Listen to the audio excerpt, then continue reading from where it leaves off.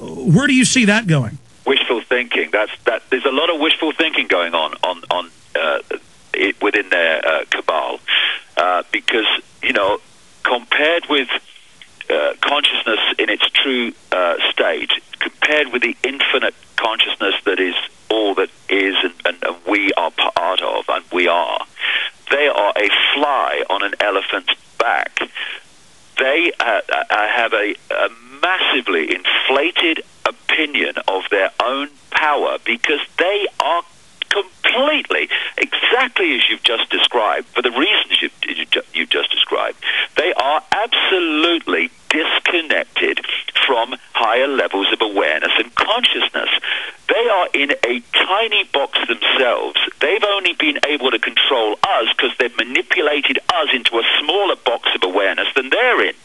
And when we awaken, this is why they're terrified of it, we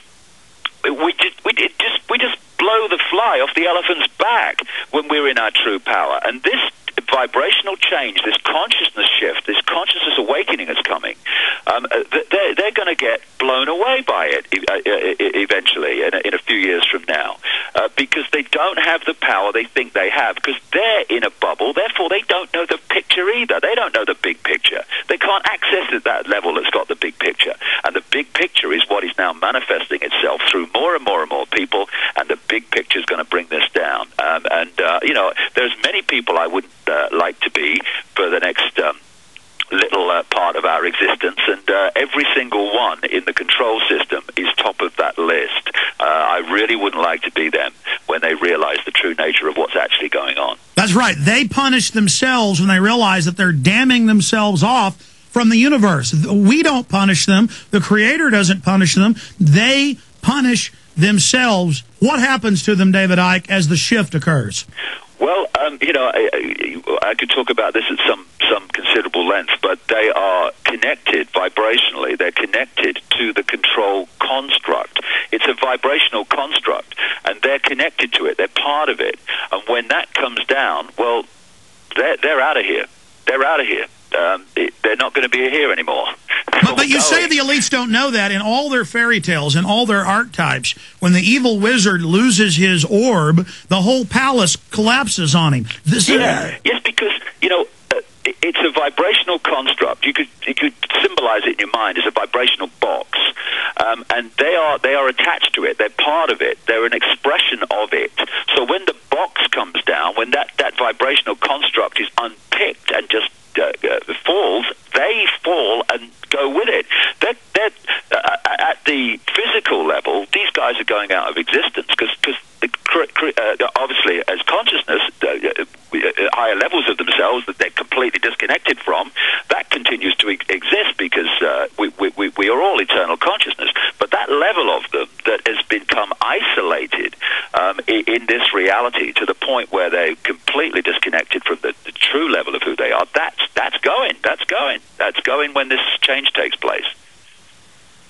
I want to throw out a few other points, just getting back to the lay of the ground, the topography here in the third dimension, David Icke. They are now, there's no doubt the awakening's happening, and we're always saying it's happening, but now it's exponential in whole magnitudes of level. So is their tyranny. Obama being announced the Peace Prize for torture and expanding wars, throwing it in our face, saying this is what we honor, a sick joke. Handing the internet fully over to Icke and the UN 2 weeks ago. Open announcements of the end of the dollar. Open announcements of world government. They're moving on every front.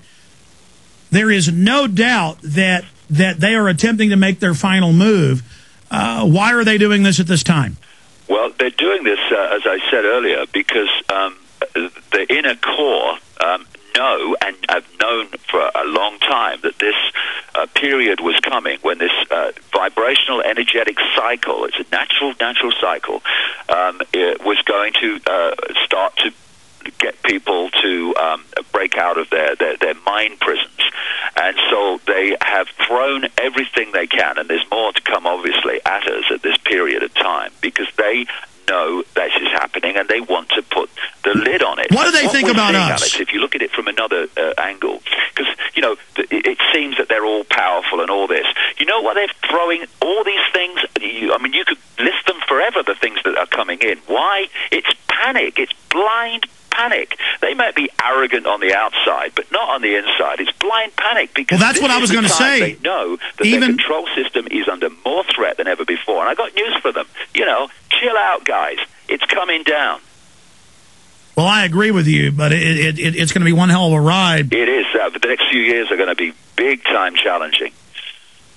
What do they think of us? I mean, I've had 5 big hit pieces the last couple of days against me, and they're almost marveling. Oh, he's dangerous. He's hypnotic. He's rising. He's got them chanting the answer to 1984 or 1776. He stood before Bilderberg and said, your New World Order will fall, humanity will defeat you. And if just little old redneck Alex Jones has got them literally, even in their own writings, afraid, don't they understand that I'm only one little expression? David Icke is only one little expression? Well, you see, we go back. We talked a little while ago, earlier this year, about that film A Bug's Life, and where the grasshopper said, but one ant stood up to us, and if they figure out that they outnumber us 100 to 1, then that goes our way of life. They're terrified of what I call the first domino, because they know if the first domino goes down, it hits another domino, and the whole. But it's already gone down. So they target people who could push the first domino down and start this whole thing. Well, a lot of dominoes have already gone down, but you know what I mean. But they know if they kill us, attacking you, then brilliant. It means you're doing something they don't want us to do. Great. But if they kill David Icke or Alex Jones, they also know that will definitely be a domino. So they want to attack us, but at the same time, they know it only makes us stronger, and they know we're out of fear, ready for that if it happens. We don't want it to happen, but we're ready. David, it's been the most amazing interview ever.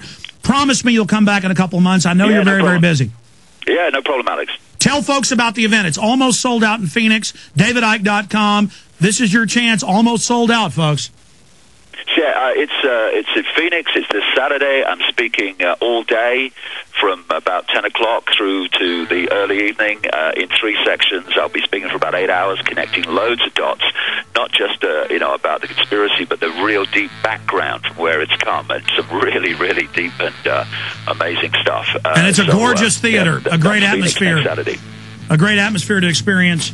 David Icke this Saturday in Phoenix. Be there. I can't be there. My crew will be there. David, love you. Appreciate everything you're doing, buddy. Cheers, Alex. You too. I'm going to say bye to you during the break. We'll be back.